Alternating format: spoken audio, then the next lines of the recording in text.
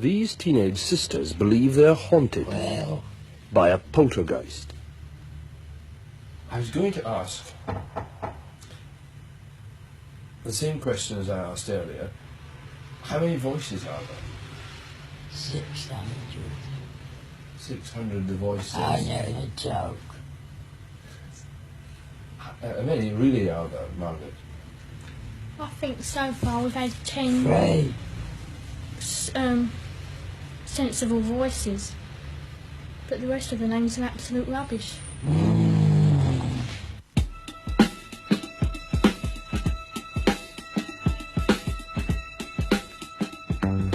11-year-old Janet Hodgson appears to be the focus of many of the strange happenings in Green Street. But they also affect her 14-year-old sister, Margaret, and their younger brother, Billy. One of the first manifestations was when Lego bricks began to fly at high speed around the living room. How does it feel to be haunted by a poltergeist? It's not haunted. Why isn't it haunted? I don't know. Does it frighten you, the things that happen here? Oh, well, it did first, but now I've got more used to it. And learn to accept the things that happen. It slung covered at Mum. Might eat it, Mum. Slung a bookshelf at Margaret. Have you tried telling it to go away? Yes, Yeah, many no times. answer, nothing. And what does it reply? No, it won't. It'll stay another 6-7 years. The local police could find no explanation for the knocking either. They were even more baffled when two of their beat constables reported seeing an armchair levitate across the Hodgsons' living room. It came off the floor, or maybe a half-inch, I should say, and I saw it slide off to the right, about 3.5 to 4 feet before it came to rest. I checked to see whether or not it could possibly have slid along the floor. I placed a marble on the floor to see whether or not the marble would go in the same direction as the chair did, and it didn't roll at all. I checked for wires under the cushion of the chair, and I could find no explanation at all.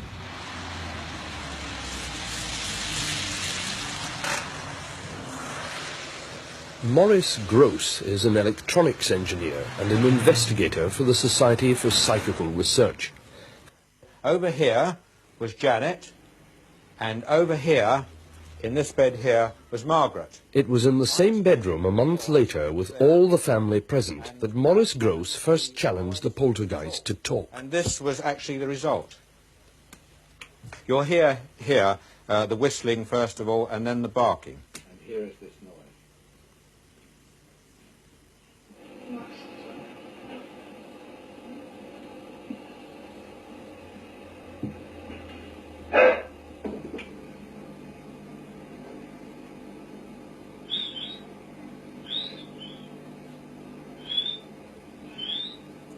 The barking here is quite extraordinary, actually.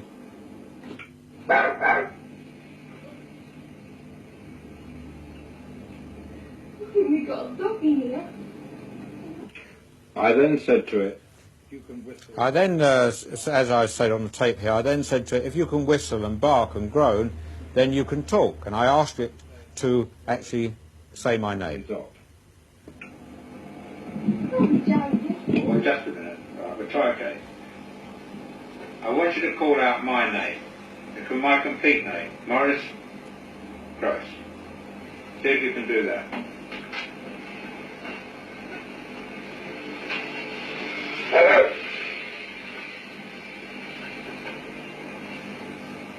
Hello.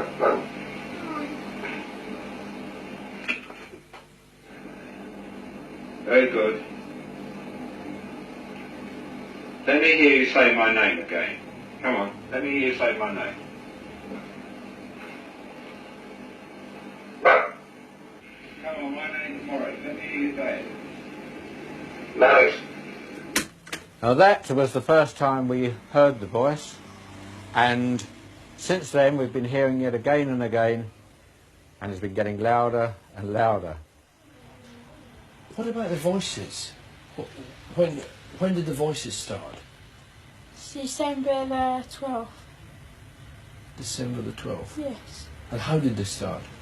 Well, one night Mr. Grove was talking about it about 8:30. He said, all we need now is the voices to talk. And that night I went to bed and can't remember exactly what happened.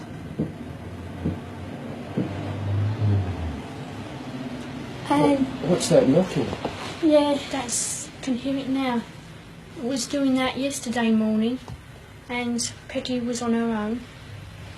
So she come in to us, because it wasn't her. She come in. We sat together and we heard it.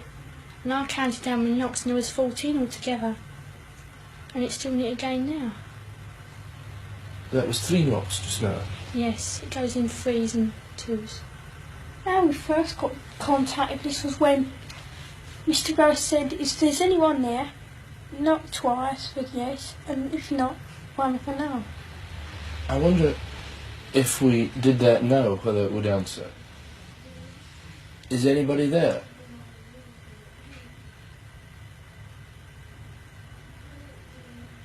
Is anybody there?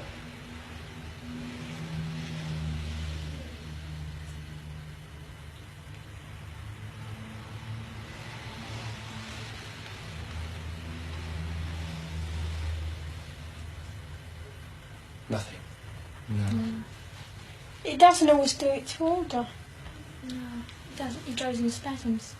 Like we're talking now. It may not now, after you've said that, but it won't do it when you want it to, straight away. No. What about the voices? They sometimes say things and make answers.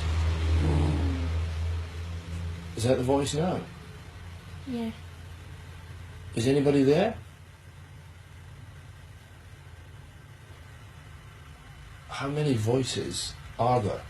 Dirty Dick, Andrew Garner, and Stuart Thurton. Dirty Dick, Andrew Gardner, and Stuart. Thurton. Oh, has he ever spelt that for you? No. Mr. Ghost asked him, but it's like distract Mr. Ghost last night when he asked. Oh, some time ago. And Sorry, what do you what? think these are? Are they people or are they just voices? Could be spirits, oh, I don't know. I believe it's a Ghosts form or of something. spirit speaking for us somehow. No. We don't get this at school, these voices are. Because I believe when we're all separate, it's not so strong. Just when you come nearer each other. Yeah, like here, or our aunts, we're all up there together, or in Peggy's next door. And Janet's, your voice is stronger, isn't it? It seems to be the strongest. Yeah. When you hear the voice and it comes out, where does it come from? Here, your throat. No. Where do you feel it comes Back from? of the neck. Back of the neck. And so it must be as if it's somebody else speaking then, when you hear Yeah, it. behind us. And do you get the feeling when you hear the voice that there is a person there? Yes. Yeah. And do they tell you much about themselves? Not really, no. They just tend to growl and... Play around and sort of joke and be silly. No. I wonder, do you think there's anyone there just now? Yeah. I do. Who's that? What? Who's that, Janet? Pardon? Stuart Thurton. Stuart Certain, and he's one of the voices. Yeah. Why do you think he comes and speaks through you? To annoy us. Does he ever say anything nice? Well. Don't know really. Shall we Says- try and speak to him? No.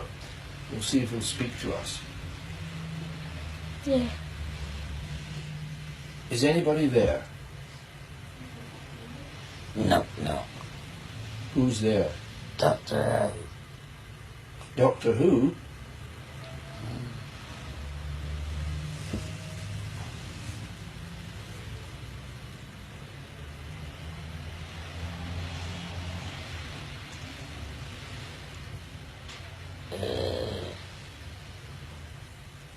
Goose Chasers here. Mr. Gross, a lot of people, hearing these voices produced by the children, will simply say that they are very good ventriloquists and that this is all a hoax. How would you react to that? Certainly not. They're certainly not very good ventriloquists. We have had tests on them to see whether they can ventriloquize. They can't. To keep up this particular type of voice for any length of time without damage to the vocal cords is absolutely impossible. I mean, there must be some hoarseness attached to it. But don't forget, these children don't do this for a couple of minutes or so. They do it for lengths of periods up to 3 hours, and without any hoarseness or sore throats whatsoever. Well, perhaps, Guy, perhaps you've got something to say, son. Yeah. I'd like to know how you make this noise without bashing Janet's vocal cords to pieces. If I do it for half a minute, I get a sore throat. Joe? Guy Lyon Playfair is an author of books on the paranormal, with experience of poltergeist cases in Europe and Brazil. How do you do it, mate? God, Vicky Howers. Don't you ever get a sore throat, Janet? No. Sure. Yeah. You never get pain in the back of the neck or something? No. Oh, what do you mean? I don't. I saw you. I'm not with you. What? I feel, Oh, you with me now? With me? Sensation in the back of the neck. Yeah. Well, tell us about that. I don't know. No, tell me about that. You get it? Do you get it now?